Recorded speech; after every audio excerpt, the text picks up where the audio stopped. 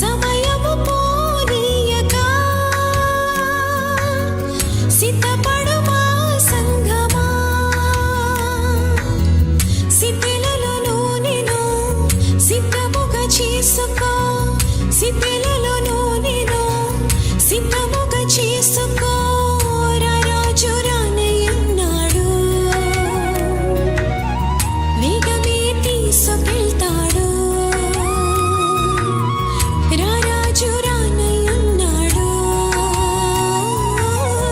వేగమే తీసుకెళ్తాడు. సమయము పోనీయక సిద్ధపడుమా సంగమా, సమయము పోనీయక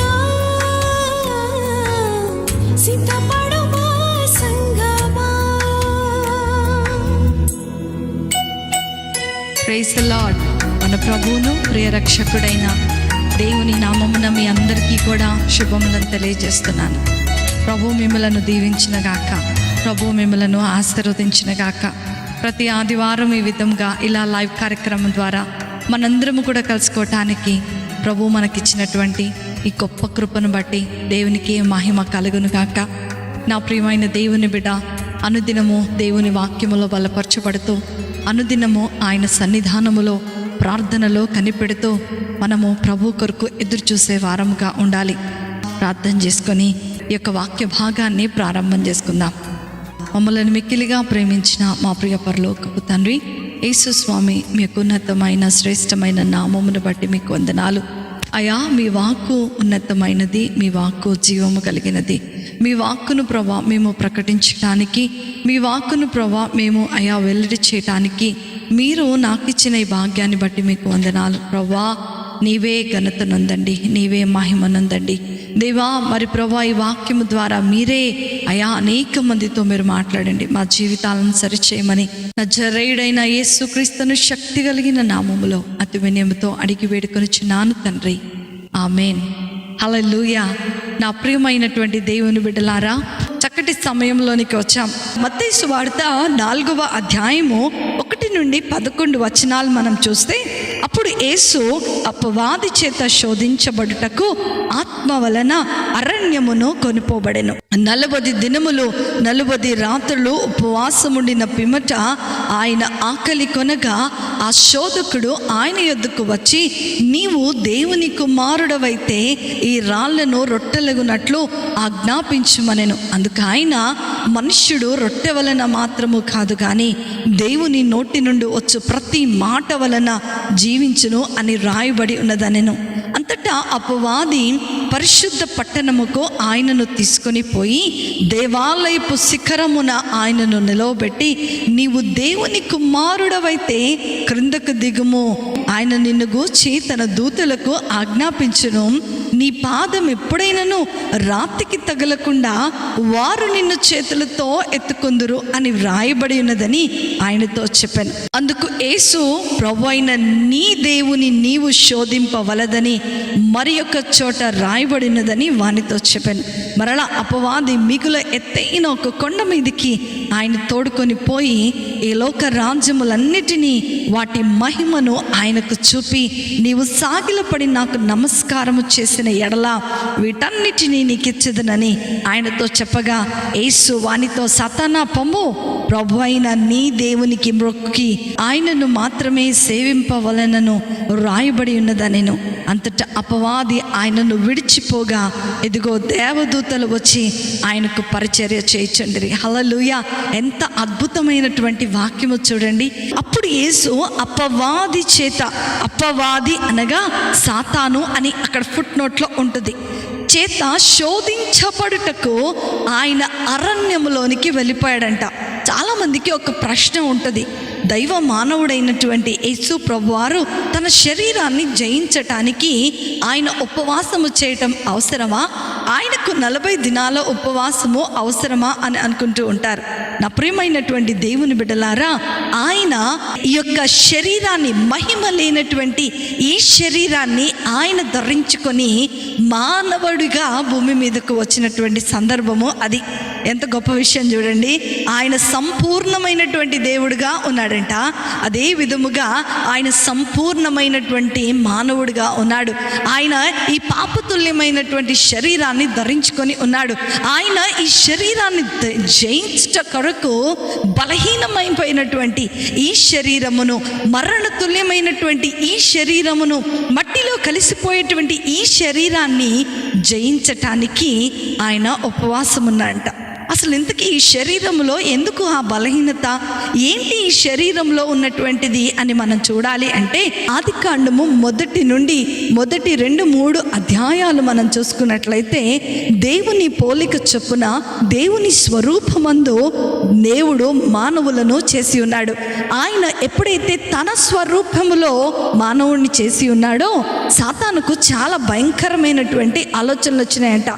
ఎట్లయినా సరే దేవుణ్ణి బాధ పెట్టాలి, ఎట్లయినా సరే దేవుని నేను శోధించాలి. కాబట్టి ఆయన స్వరూపములో చేయబడినటువంటి ఆదాము అవ్వలను ఎట్లా అయినా సరే నాశనం చేయాలి అని తన మనస్సులోనికి ఆలోచన వచ్చిందంట.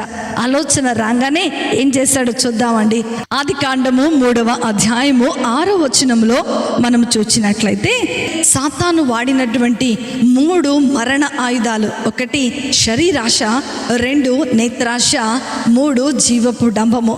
ఆ రోజు మొదటి ఆదాముతోనే కాదు, ఈరోజు నేటి పరిస్థితుల్లో మనము కూడా పోరాడుతున్నది వీటితోనే.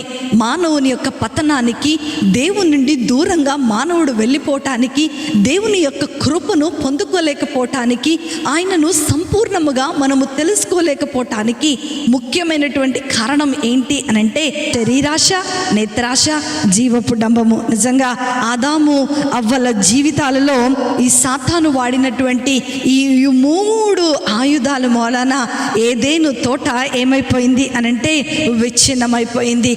దేవుని స్వరూపంలో ఉన్నటువంటి ఆదాము ఏలటానికి ఇచ్చినటువంటి ఏదేను వనమంతా కూడా సాతాను చేతిలోనికి కబ్జా అయిపోయింది. ఆ యొక్క యుద్ధములో సాతాను ప్రయోగించినటువంటి ఈ బలమైనటువంటి ఆయుధాల ద్వారా ఈ ప్రపంచం అంతటా కూడా సాతాను చేతిలోనికి వెళ్ళిపోయింది. ఈ శరీరము మరణమైపోతుంది. ఈ శరీరంలో ఉన్న మహిమ చచ్చిపోయి మనందరము కూడా దేవుని నుండి దూరముగా వెళ్ళిపోయినటువంటి సందర్భం. నా ప్రియమైనటువంటి దేవుని బిడ్డలారా, సృష్టికర్తకు మరియు సృష్టించబడిన ఆదాము అవ్వలకు మధ్యలో ఒక భయంకరమైనటువంటి అగాధము. మానవుడు ఎన్నటెన్నటికి కూడా దేవుని యొద్దకు వెళ్ళలేని పరిస్థితి.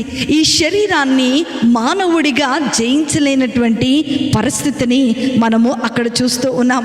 సాతాను విషయంలో సాతాను ఊహించిన దానికంటే గొప్ప విజయాన్ని వాడు పొందుకున్నాడు. వాడు అనుకున్నాడు, ఇక మానవుని జీవితాన్ని నేను నాశనం చేసేసాను, దేవుని స్వరూపంలో చేయబడిన మానవుడిని నేను నాశనం చేసేసాను, నేను జయించేశాను అని అనుకున్నాడు. కానీ ప్రేమ కలిగినటువంటి దేవుడు, కృప కలిగినటువంటి దేవుడు 4000 సంవత్సరాల తర్వాత ఆయన ప్రియ కుమారుణ్ణి ఈ లోకంలోనికి పంపించాడు. ఎందుకో తెలుసా?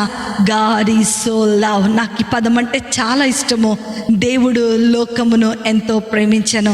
My dear brother and sister, దేవుడు నిన్ను ప్రేమిస్తున్నాడు కాబట్టి ఈ భూమి మీదకు వచ్చాడు. దేవుడు నీ పట్ల కనికరాన్ని కలిగి ఉన్నాడు కాబట్టి ఆయన నరావతారిగా భూమి మీదకు వచ్చినట్లుగా మనం చూస్తూ ఉన్నాం. వెంటనే సాతాను ఏం చేసిందంటే, ఈ ఏదేను తోటను నేను నాశనం చేసేసాను, దేవుని యొక్క సృష్టిని నాశనం చేసేసాను, దేవుని యొక్క స్వరూపాన్ని నాశనం చేసేసాను అని అనుకుంది. కానీ మొదటి ఆదాము ద్వారా భూమి మీదకు పాపమును, శాపమును తీసుకొని వచ్చింది.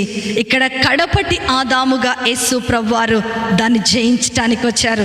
అందుకనే చూడండి, ఆయన 40 దినములు అరణ్య ప్రాంతములో తండ్రి యొద్దకు వెళ్ళి ఈ బలహీనమైనటువంటి శరీరాన్ని, మృతమైనటువంటి ఈ శరీరాన్ని మహిమపరచుటకై ఆయన ఉపవాసం, దీన్ని జయించటానికి ఆయన ఉపవాసం ఉన్నాడంట. పదే సాతాను ఏ విధముగా అయితే అక్కడికి వచ్చి ఆదాము అవ్వల మీద యుద్ధాన్ని ప్రయోగించిందో అలాగే యేసు ప్రభువారిని శోధిస్తూ వచ్చింది. అందుకనే ఆయన 40 దినాలు ఉపవాసం ముగించిన తర్వాత ఆయన చాలా ఆకలిగొని ఉన్నాడంట. ఆయన ఆకలిగొని ఉన్నాడన్న సంగతిని తెలుసుకొని మత్తయి సువార్త 4వ అధ్యాయము 3వ వచనంలో మనం చూసినట్లయితే, ఈ యొక్క రాళ్లను రొట్టెగా మార్చుకొని తినయ్యా, నీకు ఆకలేస్తుంది కదా, ఈ యొక్క ఏం చేస్తుంది, శరీరాశను చూపిస్తూ ఉంది యేసు ప్రభు వారికి. యేసు ప్రభు వారు ఏం చెప్తున్నాడు తెలుసా? చక్కటి ఆన్సర్ చెప్పాడంట. మనుష్యుడు రొట్టె వలన మాత్రము కాదు కానీ నా తండ్రి నోటిలో నుంచి వచ్చేటువంటి ప్రతి మాటను బట్టి జీవిస్తాను. అబ్బా, ఎంత చక్కటి ఆన్సర్ చెప్పాడు. చక్కగా వాక్యముతోనే సాతానును జయించినట్లుగా మనం చూస్తున్నాం. ఎక్కడి నుంచి వచ్చింది యేసు ప్రభు వారికి బలము? ఆయన సంపూర్ణమైన మానవుడిగా నీ కొరకు నా కొరకు భూమి మీదకి వచ్చాడు. He is a God, complete God, and he was a man, complete man. సమస్తాన్ని జయించటానికి ఏ మొదటి ఆదాము ద్వారా అయితే ఈ యొక్క ఏదేను తోట లాంటి మన జీవితాలు సాతాను చేతిలోనికి వెళ్ళిపోయాయో, అదే కడపటి ఆదాముగా ఆయన మానవుని శరీరములో భూమి మీదకు వచ్చి ఉపవాసం ఉండి ప్రార్థన చేస్తున్నాడంట. దేని కొరకో తెలుసా? శరీరాశను, నేత్రాశను, జీవపు డంబాన్ని జయించటానికి కొరకు. మొదట సాతాను వచ్చింది, ఈ రాళ్లను రొట్టెలుగా చేసుకో అయ్యా అని చెప్పింది. మనుష్యుడు దేవుని నోటిలో నుంచి వచ్చు ప్రతి మాటను బట్టి జయిస్తాడు. నీ రొట్టెలు నాకు అవసరం లేదు, నేను వాక్యం అనే జీవాహారాన్ని భుజించి బ్రతుకుతానని చెప్పారంట ఆయన. సాతానికి ఎమ్మటే అమ్మో నా బాంబు రిటర్న్ తగులుతుంది అనుకుంది. మళ్ళా కొంచెం అయిన తర్వాత మరలా ఆయన దగ్గరకు వచ్చేసింది. ఏం చేస్తుంది? మత్తయి సువార్త 8వ వచనములో, ఎత్తైన కొండ మీదకు ఆయనను తోడుకొని పోయి ఈ లోక రాజ్యాలన్నిటినీ వాటి మహిమను నీకు చూపిస్తాను. నీవు దేవుని కుమారుడవైతే కిందకు దూకుము, ఆయన నిన్ను గూర్చి తన దూతలకు ఆజ్ఞాపించును అని అంటున్నాడు. అబ్బా, నువ్వు ఎంత చక్కగా చెప్తున్నాడు చూడండి. నువ్వు నేత్రాశను కలగజేస్తున్నాడంట. నువ్వు దేవుని కుమారుడవైతే దూకు, చచ్చిపోవు, నువ్వు బతుకుతావు అని చెప్తూ ఉన్నాడు. కానీ ఆయన ఏం చేస్తున్నాడో తెలుసా? నీ దేవుని నీవు శోధింపకూడదు అని చెప్తున్నాడు. చక్కటి మాటలు యేసు ప్రభు వారు చెప్తున్నట్లుగా మనం చూస్తూ ఉన్నాం. మళ్ళా కొంచెం అయిన తర్వాత మరలా ఆయన దగ్గరకు వచ్చేసింది. ఏం చేస్తుంది? మత్తయి సువార్త 4వ అధ్యాయం 8వ వచనంలో మనం చూస్తే, ఎత్తైన కొండ మీదకు తీసుకొని వెళ్ళి యేసు ప్రభు వారికి ఈ లోక రాజ్యాలన్నీ కూడా చూపిస్తుందంట. ఇదిగో చూసావా, ఈ లోకం మరంతా కూడా ఈ మానవుడి కొడుకు నువ్వు సృష్టించావు, ఈ పిచ్చి మానవుడు కొరకు. కానీ ఈ మానవుడు ఏం చేశాడో తెలుసా? నాకు అప్పచెప్పేసి నన్ను అధికారిగా చేసేసాడు అని చెప్తున్నాడంట, చెప్పేస్తున్నాడు. కాబట్టి ఇప్పుడు వీటన్నిటికీ నేను అధికారిని, నీవు గనక నాకు మొక్కితే నేను నిన్ను ఈ రాజ్యానికి అధికారిగా చేస్తాను అంటున్నాడంట. అనగానే నా ప్రభువుని తప్ప నేను ఎవరిని కూడా మొక్కకూడదని అదే బైబిల్లో, అదే వాక్యములో, అదే లేఖనంలో రాయబడి ఉన్నది కదా. ఆన్సర్ ఎలా ఉంది చూడండి. వాక్యాన్ని ఉపయోగిస్తూ చెప్తున్నాడు. నేత్రాశను ఆయన జయించాడంట. తర్వాత ఏమొచ్చింది? ఏం తీసుకొని వచ్చిందండి? జీవపు డంబాన్ని, దేవుని వాక్యాన్ని వాడుతూ సాతానును జయించాడు. ఎందుకంటే ఉపవాసములో ఉన్న శక్తి జయించటం. ఆయన ఉపవాసమును దేనిని జయించాడో తెలుసా? ఈ ఒక పాపతుల్యమైనటువంటి శరీరాన్ని ఆయన జయించాడు. ఈ శరీరంలో ఉండి ఈ శరీరాన్ని పాడు చేస్తున్నటువంటి ఈ మూడిటిని ఆయన జయించినట్లుగా మనం చూస్తున్నాం. సాతాను అనుకుంది, ఆ రోజు ఆదామును బడగొట్టేశాను కదా, ఈరోజు యేసు ప్రభువుని కూడా బడగొట్టేయగలను, ఎందుకంటే ఈయన మానవుడిగా వచ్చాడు కదా, ఈయన శరీరం కూడా ఆదాము శరీరం లాంటిదే కదా అని అనుకుంది. కానీ ఆయన పరిశుద్ధుడైనటువంటి దేవుడు. ఆ రోజు ఆ యుద్ధ భూమిలో ఉన్నది మొదటి ఆదాము. ఎక్కడ ఉన్నది ఎవరు అనంటే కడపటి ఆదాము. జయించటానికి వచ్చినవాడు, నిన్ను నన్ను తండ్రి యొద్దకు చేర్చడానికి వచ్చినటువంటి వాడు. అయితే మన పక్షముగా యుద్ధము చేయవాడు ఆయనే. ఆయన శిలువ మరణము పొందినంతగా ఆయన శ్రమ పడ్డాడు. ఎందుకో తెలుసా? సాతాను కోరలు పీకివేయటానికి, సాతాను సామ్రాజ్యాన్ని కూల్చివేయటానికి, వాడి చేతిలో ఉన్న ఈ లోకాన్ని విడిపించటానికి, నిన్ను నన్ను స్వతంత్రులుగా చేయటానికి యేసు ప్రభువారు శిలువలో మరణించినట్లుగా మనం చూస్తూ ఉన్నాం. నా ప్రియమైనటువంటి దేవుని బిడ్డలారా, ఈరోజు ప్రభు నీతో నాతో మాట్లాడుతూ ఉన్నాడు. How great it is God. He is a very great God. He is a wonderful God. ఒకవేళ ఎవరైనా సరే ఉపవాసాన్ని ఒక ఆచరణగా చేస్తున్నట్లయితే మీ అందరికీ నేను ఒక మాట చెప్పాలని ఆశపడుతూ ఉన్నాను. ఇంకా నీ శరీరములో ఈ శరీరాశ, ఇంకా నీ శరీరములో ఈ నేత్రాశ, ఇంకా నీ శరీరములో ఈ జీవపు డంబము గనక ఉన్నట్లు అయితే నీవు చేస్తున్న ఉపవాసము నిష్ప్రయోజనము. మొహమాటము లేకుండా నా దేవుడు చెప్పిన మాటను నేను మీకు తెలియచేస్తూ ఉన్నాను. నీవు చేస్తున్న ఉపవాసము ఉపయోగం లేదు. నీవు చేస్తున్నటువంటి ఈ యొక్క ఉపవాసము నీ జీవితాన్ని అపహాస్యం చేసుకోకుండా చూసుకో. నా ప్రియమైనటువంటి దేవుని బిడ్డలారా, ప్రభువు ఈ సాతానును జయించిన తర్వాత ఏమైపోయిందో తెలుసా? దేవదూతలు దిగి వచ్చి ఆయనకు పరిచర్య చేసినట్లుగా మనం చూస్తూ ఉన్నాం. అసలు ఈ యొక్క శరీరాశ, నేత్రాశ, జీవపు డంబము అంటే ఏంటి? ఎందుకు ఇవి చాలా ప్రమాదకరమైనవి? ఈ శరీరాశ దేవుని కృపలోనికి మనలను తీసుకురాకుండా చేస్తుంది. ఈ శరీరాశ మనలను ఆశీర్వాదంలోనికి వెళ్లకుండా చేస్తూ ఉంటుంది. ఈ శరీరాశ దేవుని యొక్క శరీరములో అవయవములుగా మనము ఉండకుండా చేస్తూ ఉంటుంది. రోమీలకు రాసినటువంటి పత్రిక 8వ అధ్యాయము 1 నుండి 11 వచనాలు మరి మనం అక్కడ చదువుకున్నట్లయితే శరీర కార్యాలు మరి ఆత్మ కార్యాల గురించి చాలా అద్భుతంగా రాయబడుతూ ఉంటుంది. మనము శరీరానుసారముగా కాకుండా ఆత్మానుసారముగా జీవించే వారముగా ఉండాలి. ఇది మనలను నిత్య రాజ్యములోనికి చేరుస్తూ ఉంటుంది. ఇది మనలను శక్తివంతులుగా చేస్తూ ఉంటుంది. కానీ ఈరోజు మానవుడు చూసినట్లయితే ఉపవాసం ఉంటారు కేవలము వారి శరీరాశ కోసమే. దేవా, నాకు ఉద్యోగం ఇవ్వండి, ఉపవాసం ఉంటున్నాను. లేకపోతే నాకు ప్రమోషన్ ఇవ్వండి, లేకపోతే నాకు ఒక బిల్డింగ్ ఇవ్వండి, లేకపోతే నాకు ఇలాంటి పరిస్థితిని ఇవ్వండి, లేకపోతే నాకు అది చేయండి ప్రభా, నాకు ఇది చేయండి. శరీరానికి సంబంధించినటువంటి వాటినే ప్రభువుని అడుగుతూ ఉంటాం. ప్రభు ఏమంటున్నాడంటే, మొదట నీ శరీర క్రియలను నీవు విడిచిపెట్టుకో, తద్వారా నీకేది కావాలో నేను అది నీకు ఇస్తాను. ఇక్కడ ఎఫెసీలకు రాసినటువంటి పత్రికలో ఎంత చక్కగా మరి మనం చూసినట్లయితే దైవోగ్రతకు మనము పాలైపోతూ ఉన్నాం. మనము శరీర క్రియలు జరిగించే వారముగా ఉన్నట్లయితే దేవుని యొక్క ఉగ్రతకు మనం పాలిభాగస్థులమైన వారమే. కానీ కింద ఏమంటాడో తెలుసా? కరుణా సంపన్నుడైనటువంటి దేవుడు మనలను కరుణిస్తున్నాడు.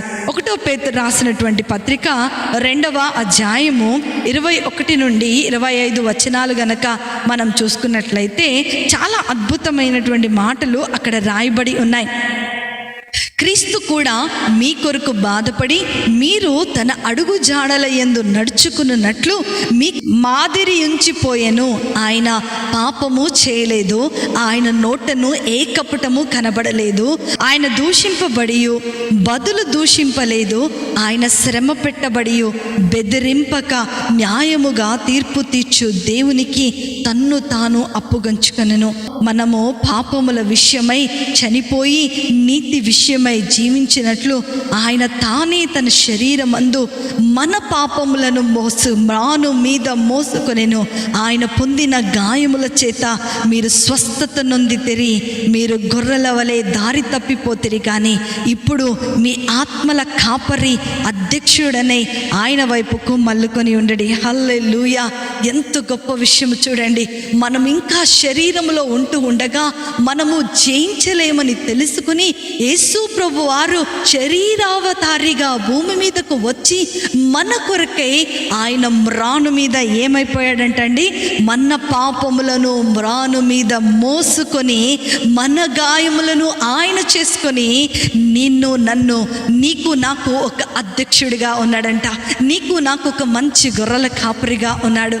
నా ప్రియమైన దేవుని బిడ్డ, ఈరోజు నీవు శరీర కార్యాలు తలపెడుతున్నట్లయితే నీవు దాన్ని విడిచిపెట్టమని ప్రభు నిన్ను కోరుకుంటున్నాడు. నువ్వు శరీర కార్యాలు విడిచిపెట్టి, ప్రభా ఐ నీడ్ ప్యూరిటీ, ప్రభా నా శరీరాన్ని నేను జయించలేకపోతూ ఉన్నాను, నా ఆలోచనలు నేను జయించలేకపోతూ ఉన్నాను.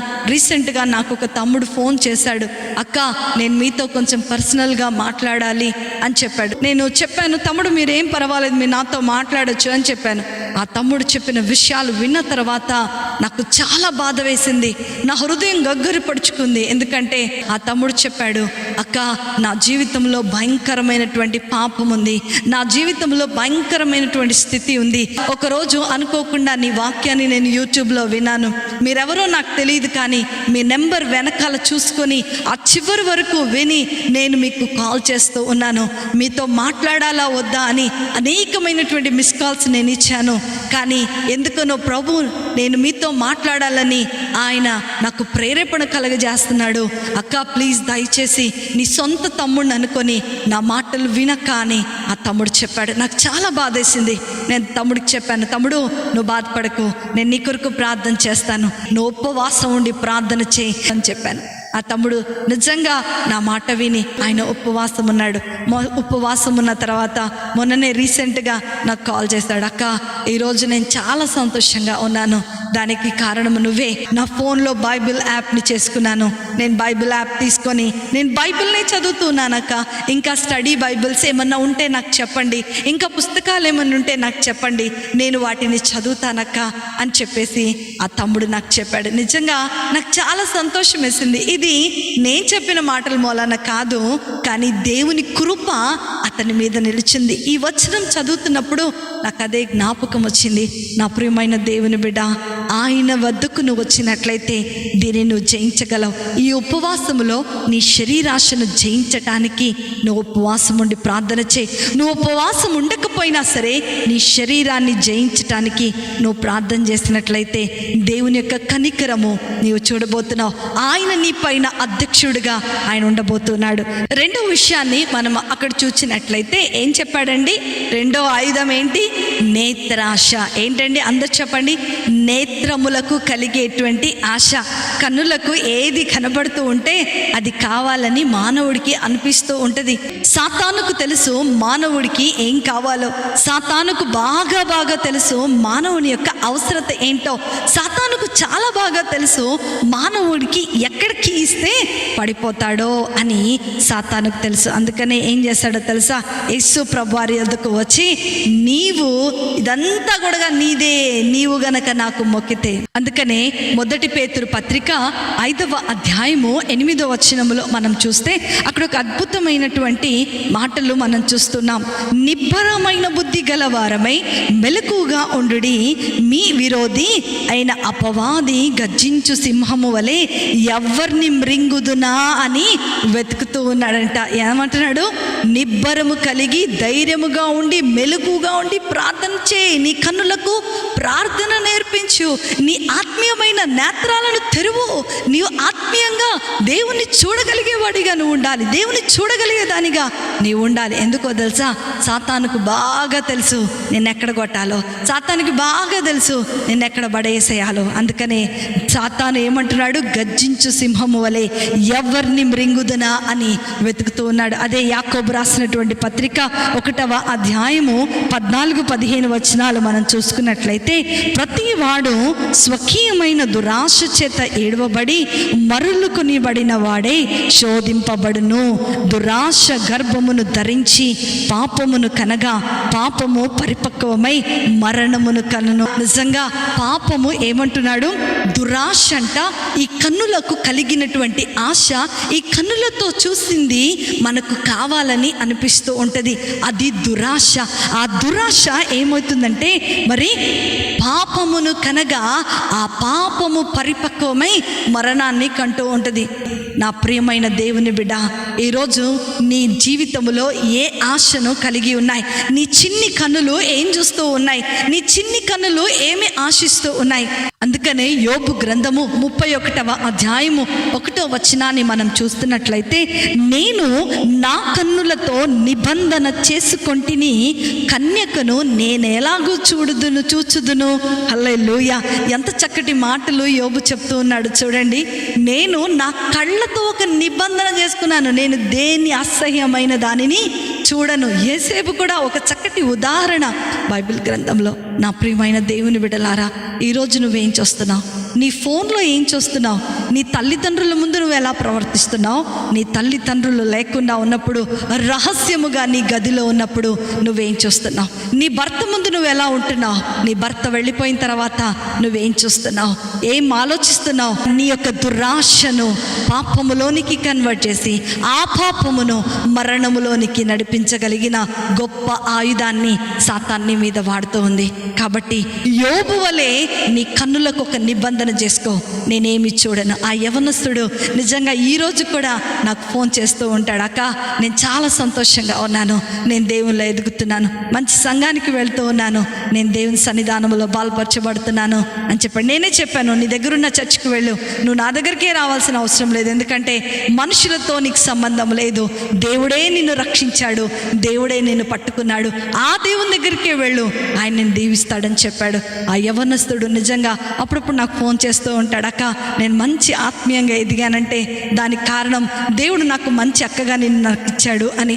నిజంగా నాకు చాలామంది తమ్ముళ్ళు, చాలామంది చెల్లెళ్ళు ఇలా ఉన్నారు. నా ప్రియమైన దేవుని బిడ్డ, ఈ యొక్క నేత్రాశను మనము జయించే వారముగా ఉండాలి. ఎప్పుడు జయిస్తామో తెలుసా?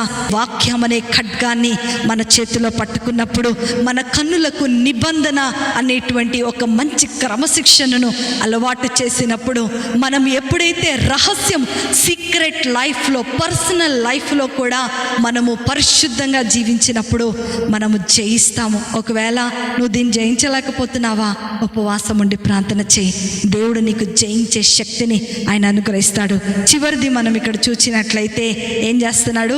జీవపు డంబాన్ని అక్కడ మరి యేసు ప్రభు వారికి సాతాను చూపిస్తున్నట్లుగా మనము మత్తయి సువార్త 4వ అధ్యాయము 7వ వచనములో మనం చూస్తూ ఉంటాం. యెషయా గ్రంథము 14వ అధ్యాయము 12 నుండి 15 వచనాలు మనం చూసినట్లయితే, దేవుని స్థానాన్నే కోరుకున్నటువంటి సాతాను అతని యొక్క జీవపు డంబాన్ని బట్టి, వాడికి ఉన్నటువంటి అహాన్ని బట్టి మరి సాతానును అతని అనుచరులందరూ కూడా పాతాళంలోనికి, భూమి మీదకు త్రోయబడి ఉన్నారని అక్కడ చదవబడినటువంటి లేఖన భాగంలో మనం చూస్తూ ఉన్నాం. దేవుని సింహాసనాన్ని, దేవుని మహిమను, దేవుని స్థానాన్ని మన జీవితంలో లేకుండా చేసేదే ఏంటో తెలుసా? జీవపు డంబము. జీవపు డంబము నేను అనే అహం, నేను చేస్తున్నాను, నేను పాడుతున్నాను, నేను వాక్యం చెప్తున్నాను, నేను ఇంతమందిని ప్రార్థనలోనికి నడిపించాను. ఏం లేదు. మా సండే స్కూల్లో అందరు సండే స్కూల్లో ఒక పాట పాడుతూ ఉంటారు, యేసు లేనిదే సున్నా, అది పెద్ద గుడ్డు సున్నా. సున్నాకి వాల్యూ ఎప్పుడూ కూడా లేదు, కానీ దానికంటే ముందు ఒకటి పెట్టినప్పుడే ఆ సున్నాకు విలువ ఉంటుంది. నీ ముందు నా ముందు ఒకటి అయిన యేసు ప్రభువారు ఉన్నప్పుడే ఆ యొక్క నీ జీవితానికి, నా జీవితానికి విలువ మాత్రమే. అందుకనే నా ప్రియమైన దేవుని బిడ్డ, ఈ జీవపు డంబం ఏం చేస్తుందో తెలుసా? దేవుని మహిమ నీ మీద ఉండకుండా చేస్తుంది. దేవుని మహిమ నుండి నిన్ను దూరంగా చేసేస్తూ ఉంది. సాతాను యొక్క జీవపు డంబము దేవుని సన్నిధానంలో నుండి త్రోసివేయబట్టానికి ఒక ముఖ్యమైనటువంటి కారణం అయిపోయింది. నా ప్రియమైన దేవుని బిడ్డ, రోమీలకు రాసినటువంటి పత్రిక 12వ అధ్యాయము 16వ వచనములో మనం చూస్తే, హెచ్చు వాటి యందు మనస్సు ఉంచక తగ్గు వాటి యందు ఆసక్తులై ఉండుడి, మీకు మీరే బుద్ధిమంతులమని అనుకునవద్దు, కీడుకు ప్రతి కీడ ఎప్పటికీ కూడా చేయవద్దు, మనుషులందరి దృష్టికి యోగ్యమైన వాటిని గూర్చి ఆలోచించగలిగి సఖ్యమైతే నీ చేతనైనంత మట్టుకు సమస్త మానవులతో సమాధానముగా ఉండండి. హల్లెలూయా! ఎంత గొప్ప మాటలు ఇక్కడ పౌలు, అపోస్తలుడైన పౌలు రోమీలకు రాసినటువంటి పత్రికలో ఆయన రాస్తూ ఉన్నాడు.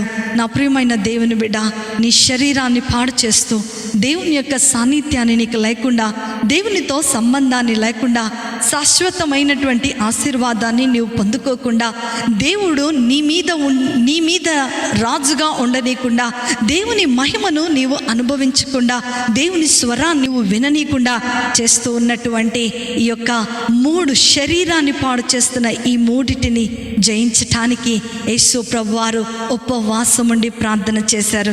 ఈరోజు నీవు దేవుని కోసం ఉపవాసం ఉండి ప్రార్థన చేస్తూ ఉన్నావు. నీ జీవితంలో కూడా ఈ 3 కూడా నీ జీవితాన్ని పాడు చేస్తున్నాయా? యేసు ప్రభువారి వలె నువ్వు ఉపవాసం ఉండి ప్రార్థన చేయి.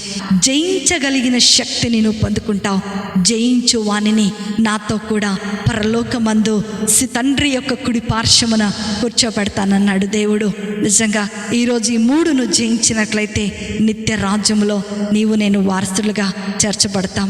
ఏ యుద్ధములో అయితే మొదటి ఆదాము ఓడిపోయాడో, సాతాను చేసినటువంటి ఏ యుద్ధములో అయితే మొదటి ఆదాము ఓడిపోయాడో, మరలా అదే సాతాను చేస్తున్నటువంటి యుద్ధములో కడపటి ఆదాము సాతాను మీద విజయాన్ని పొందుకొని నిన్ను నన్ను బానిసలుగా ఉన్న మనలను స్వతంత్రులుగా చేశాడు. హల్లెలూయా.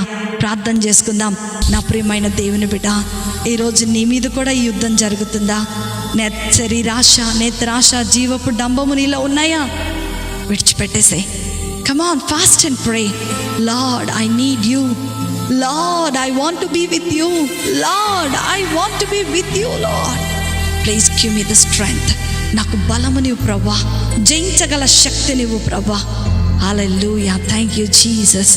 మమ్మల్ని మిక్కిలిగా ప్రేమించిన మా ప్రియ పరలోకపు తండ్రి యేసు స్వామి, మీకున్నతమైన శ్రేష్టమైన నామమును బట్టి మీకు వందనాలు దేవా. ఈరోజు విత్తబడిన వాక్యమునైనా ప్రతి ఒక్కరి హృదయాలలో ఫలించలాగున మీరు దీవించండి ప్రభా. మేమందరము కూడా మా యొక్క శరీర, నేత్ర ఆశల, జీవపు డంబములను ప్రభా ఎస్య జయించు వారముగా ఉండినట్లుగా మీరు మాకు సహాయం దయచేయండి. సాతాను పన్నుతున్న ప్రతి కుట్రను ప్రభా, ప్రతి పన్నాగమునునైనా యేసు నామములో లయపరచండి. మేమందరము కూడా నూతన బలము చేత నింపబడినట్లుగా మీరు సహాయం అందించమని, ఈ వాక్యము ప్రతి ఒక్కరి జీవితాలలో ఫలింపచేయమని నజరేయుడైన యేసుక్రీస్తుని శక్తి కలిగిన నామములో అతి వినయంతో అడిగి వేడుకొంచున్నాను తండ్రి. ఆమేన్, ఆమేన్, ఆమేన్. ప్రభు మిమ్మల్ని అందరినీ కూడా దీవించిన గాక. God bless you all.